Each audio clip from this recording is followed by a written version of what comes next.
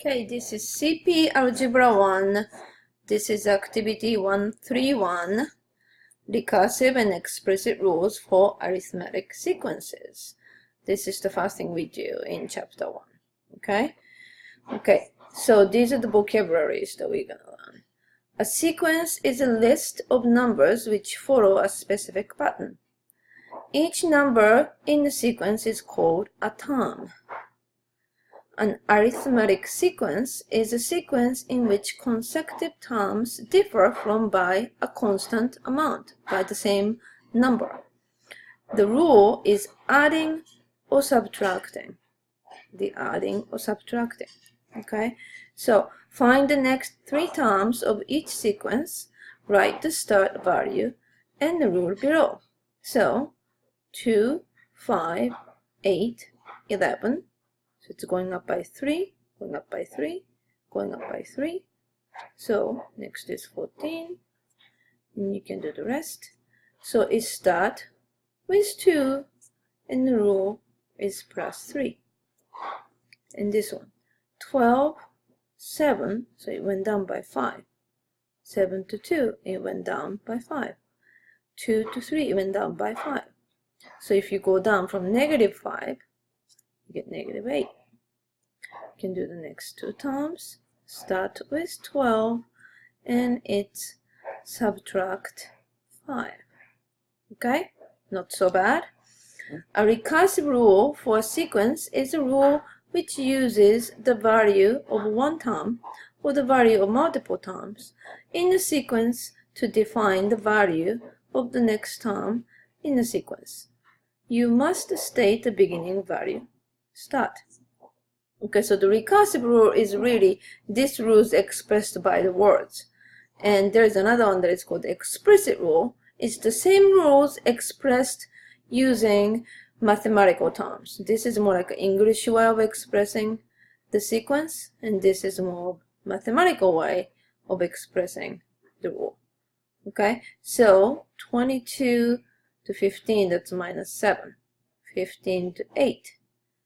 I'm sorry, minus 7. And from here to here is minus 7. From here to here is minus 7. So you start with 22, and rule is minus 7. I want you to come up with those three terms. And I think you can try this on your own. Okay? So this is classwork. We can do this in the class as well. Okay, now explicit rules. Write the explicit rules for the sequence. So it goes from 2 to 5, that's add 3. Actually, these are the same sequences we got here.